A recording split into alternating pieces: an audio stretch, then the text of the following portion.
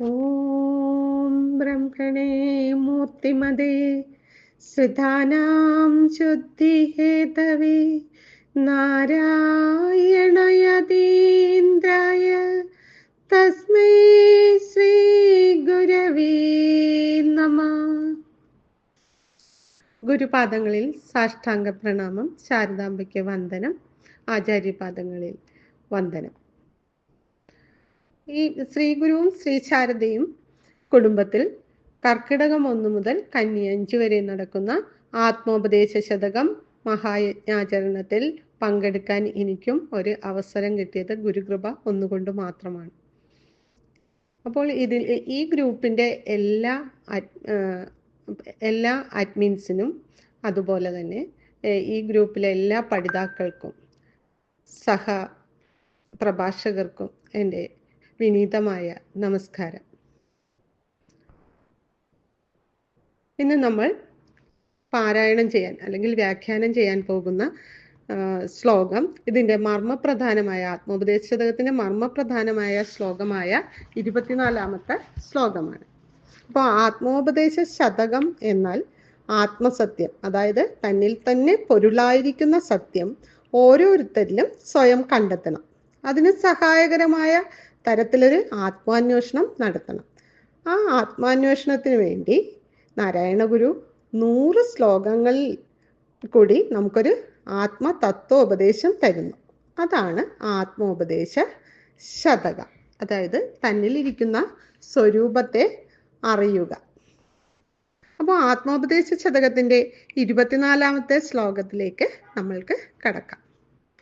അവനിവനെന്നറിയുന്നതൊക്കെയോർത്താൽ അവനീലാദിമമായൊരാത്മരൂപം അവനവനാത്മസുഖത്തിനാചരിക്കുന്നവ അപരന്യു സുഖത്തിനായി വരേണം. ഇത് നമുക്ക് ഇതിൻ്റെ ഒരു അന്വയം നോക്കിക്കൊണ്ട് ഇതിൻ്റെ അർത്ഥതലത്തിലേക്ക് കടക്കാം. അവനിയിൽ അവൻ ഇവൻ എന്ന് അറിയുന്നതൊക്കെ ഓർത്താൽ ആദിമമായ ഒരു ആത്മരൂപം, അവനവൻ ആത്മസുഖത്തിനാചരിക്കുന്നവ അപരന്യു സുഖത്തിനായി വരേണം. അതായത് അവനിയിൽ എന്ന് പറഞ്ഞാൽ ഈ ലോകത്തില് അവൻ ഇവൻ എന്ന്, അവൻ എന്നും ഇവൻ എന്നും അറിയുന്നതൊക്കെ ഇങ്ങനെയൊക്കെ നമ്മൾ ചിന്തിച്ചു പോയാൽ, ഓർത്താൽ അല്ലെങ്കിൽ ചിന്തിച്ചു പോയാൽ, കരുതിപ്പോയാൽ ആദിമമായ സകലതിനും ആദി കാരണമായിരിക്കുന്ന ഒരു ആത്മരൂപം, ആത്മസത്യത്തിന്റെ രൂപഭേദങ്ങളാണ് ഇതെല്ലാം എന്നാണ് ഇവിടെ പറയുന്നത്. അവനവൻ എന്ന് പറഞ്ഞാൽ നമ്മൾ ഓരോരുത്തരും ആത്മസുഖത്തിന്, സ്വന്തം സുഖത്തിന് വേണ്ടി ആചരിക്കുന്നവ, അങ്ങനെ നമ്മൾ ചെയ്യാറുള്ള പ്രവൃത്തികൾ അപരന്യു, അതായത് മറ്റുള്ളവർക്ക് കൂടി സുഖത്തിനായി വരണം, അങ്ങനെ എല്ലാവർക്കും സുഖം വരുത്തുന്നതായിരിക്കണം. അപ്പോൾ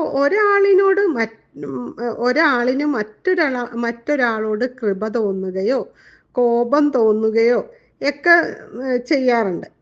അപ്പോൾ നമുക്ക് ഈ കോപം തോന്നുക, ദേഷ്യം തോന്നുക, അവർക്ക് ദോഷകരമായിട്ടുള്ള കാര്യങ്ങളൊക്കെ ചെയ്യുന്നത് നമ്മുടെ മനസ്സിൽ കാരുണ്യത്തിന്റെ അംശം കുറവായതുകൊണ്ടാണ്. പരോപകാരം, ദയ, കാരുണ്യം ഇതൊക്കെ ജീവിതത്തിൽ ഓരോരുത്തരും വളർത്തിയെടുക്കേണ്ട മൂല്യങ്ങളാണ് എന്ന് നമ്മൾ ഓരോ ധർമ്മശാസ്ത്രങ്ങളും പഠിപ്പിക്കുന്നു. അത് തന്നെയാണ് ഗുരു ഇവിടെ പറയുന്നത്. ഞാൻ വേറെ നീ വേറെ എന്നുള്ള ഭേദചിന്തകൾ ഉണ്ടാകാൻ പാടില്ല.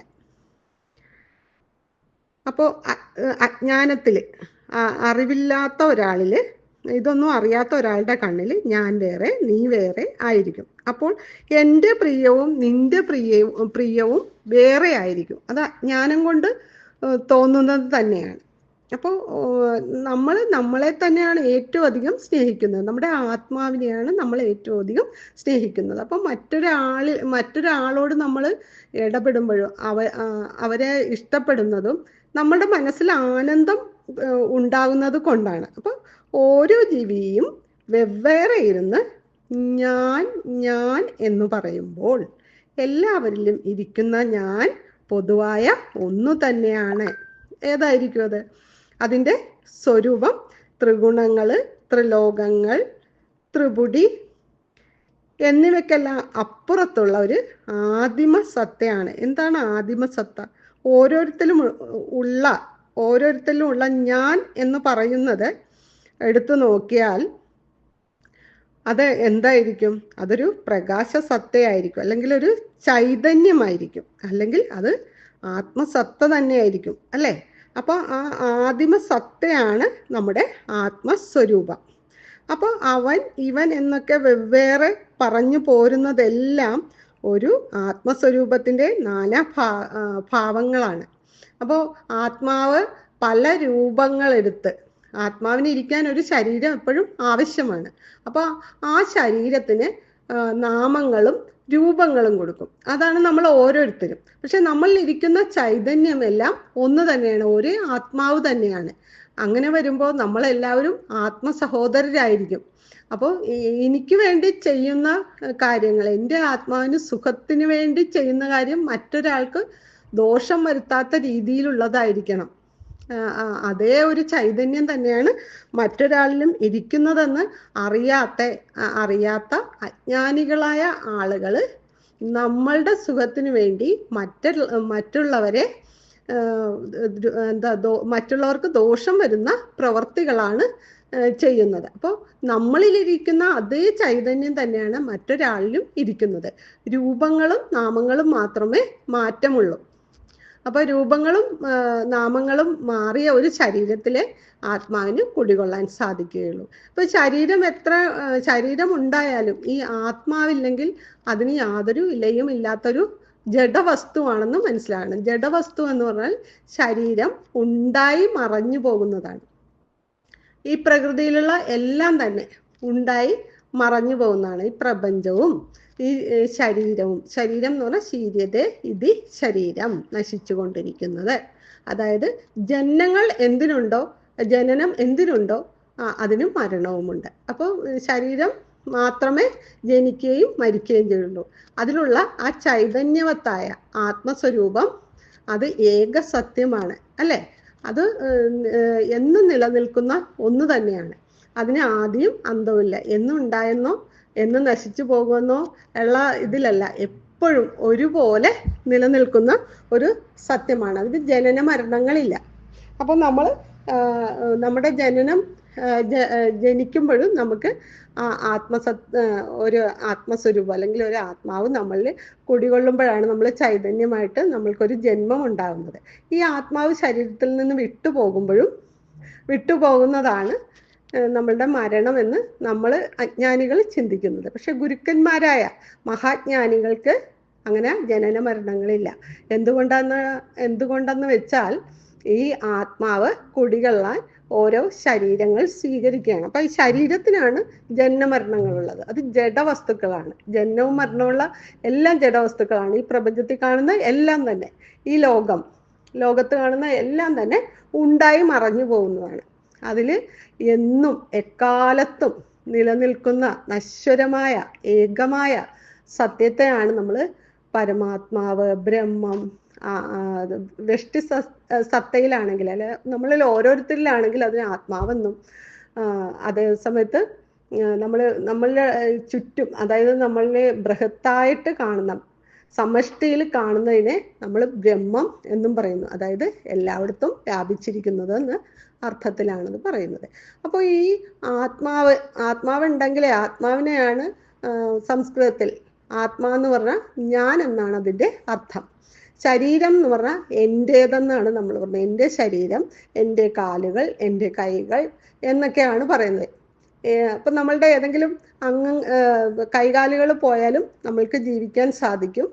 പക്ഷെ ആത്മാവ് പോയി കഴിഞ്ഞാൽ അത് ജഡം തന്നെയാണ്.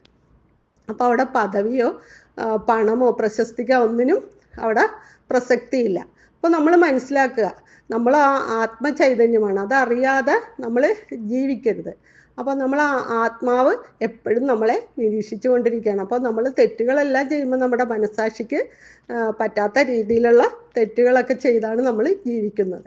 അപ്പോൾ ഒരിക്കലും നമ്മളുടെ പോലെ തന്നെയുള്ള ഒരു ചൈതന്യമാണ് മറ്റൊരാളിലൊന്ന് കാണുമ്പോൾ അയാളെ വളരെ കാരുണ്യത്തോടും സ്നേഹത്തോടും കാണാൻ കഴിയും.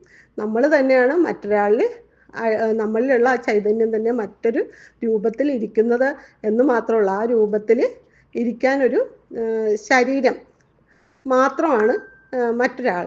അപ്പോൾ അത് നമ്മൾ നമ്മളുടെ തന്നെ ചൈതന്യമാണെന്ന് മനസ്സിലാക്കുമ്പോൾ നമ്മൾ ഒരിക്കലും അവർക്ക് ദോഷപ്രവർത്തികൾ ഒന്നും ചെയ്യാൻ പോകുന്നതല്ല. അപ്പം ഈ 24-ാമത്തെ ശ്ലോകം എപ്പോഴും ചിന്തിക്കേണ്ട ഒരു ശ്ലോകം തന്നെയാണ്. എല്ലാ ശ്ലോകങ്ങളിലും 1 മുതൽ 100 വരെയുള്ള ശ്ലോകങ്ങളും എല്ലാത്തിലും വ്യക്തമായിട്ട് ഗുരു ഈ ആത്മസ്വരൂപത്തെ പറഞ്ഞു തന്നിരിക്കുന്നു.